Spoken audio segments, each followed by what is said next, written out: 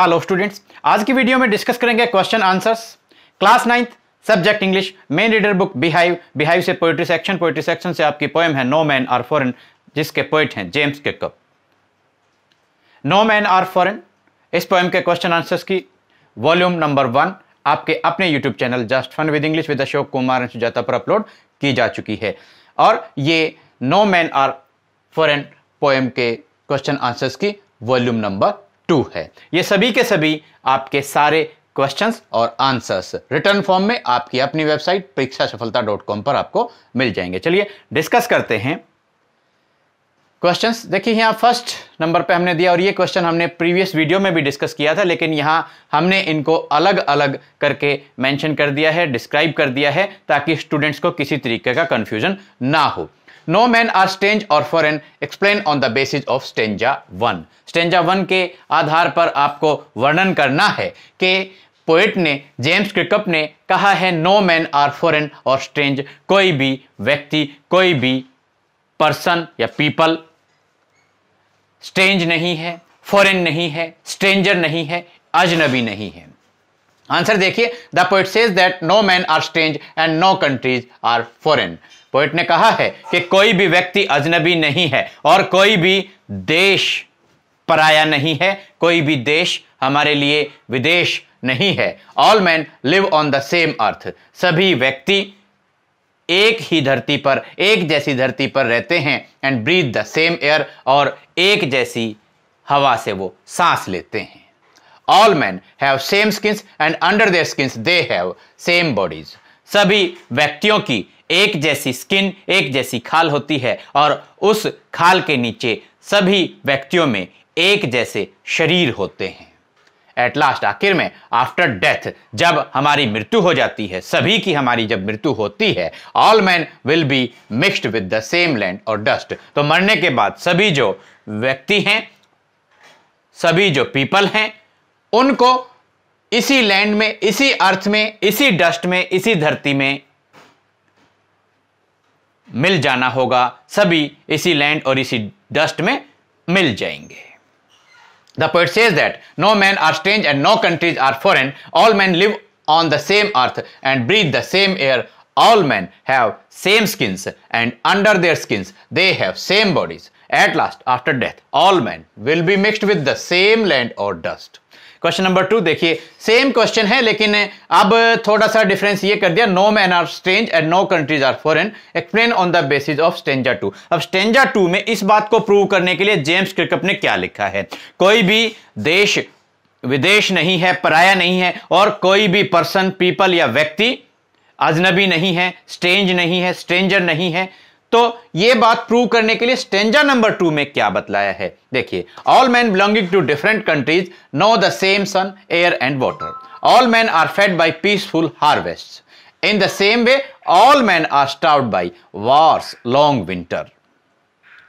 All man have same kind of hands and they all have to work hard in their lifes. अब देखिए हिंदी देखिए, all man belonging to different countries know the same sun, air and water. सभी व्यक्ति, चाहे वो किसी भी देश में, दुनिया के किसी भी कोने में रहते हों, वो सभी व्यक्ति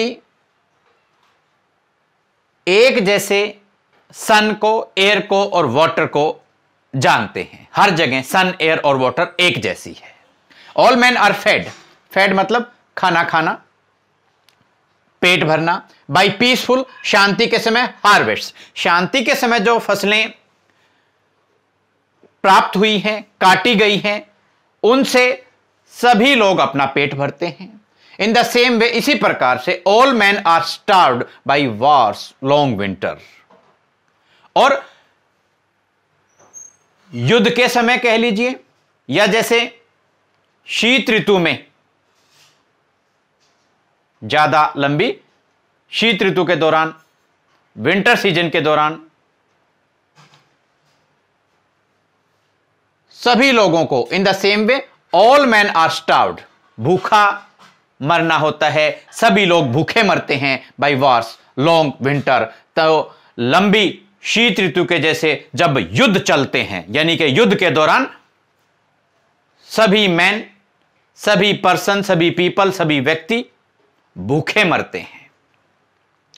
all man have same kind of hands, सभी लोगों के एक जैसे हाथ होते हैं। And they all have to work hard in their lifes, और सभी को अपने जीवन में मेहनत करनी होती है। दोबारा से आंसर देख लीजिए। All man belonging to different countries know the same sun, air and water.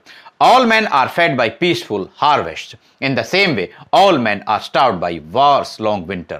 All men have same kind of hands and they all have to work hard in their lives. अब question number 3 देखिए, बड़ा interesting सा question है।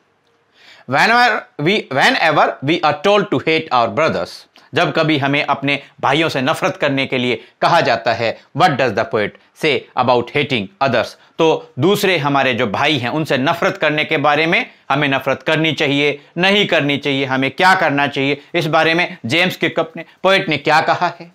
Who tells us to do so? हमें एक दूसरे से नफरत करने के लिए कौन कहता है? कौन एक दूसरे से नफरत करना सिखाता है? भाई क्यों सिखाता है? और उसके बाद में when do you think this happens? आप क्या सोचते हैं, ऐसा क्यों होता है कि हम एक दूसरे से नफरत करें? What should be done? और हमें क्या करना चाहिए? When we consider ourselves different from others, then the bigots teach us to hate our brothers. We should not hate our brothers as told by the bigots, because we can win others only through our love.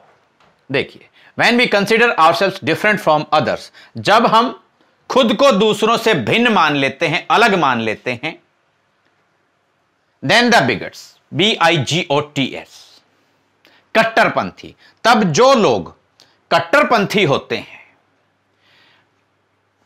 Teach us to hate our brothers, वो हमें अपने भाइयों से नफरत करना सिखाते हैं।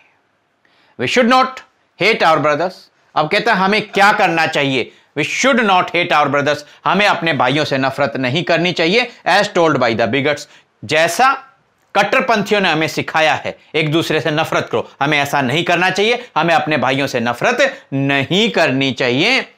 Because we can win others only through our love, क्योंकि हम दूसरे लोगों को बड़े आराम से, बड़े प्यार से जीत सकते हैं। उसको जीतने का एक ही तरीका है, थ्रू आवर लव, केवल हमारा प्यार। हम अपने प्यार से, अपने लव से दूसरे लोगों को जीत सकते हैं। दोबारा से आंसर देखिए। When we consider ourselves different from others, then the bigots teach us to hate our brothers. We should not hate our brothers as told by the bigots, because we can win others only through our love.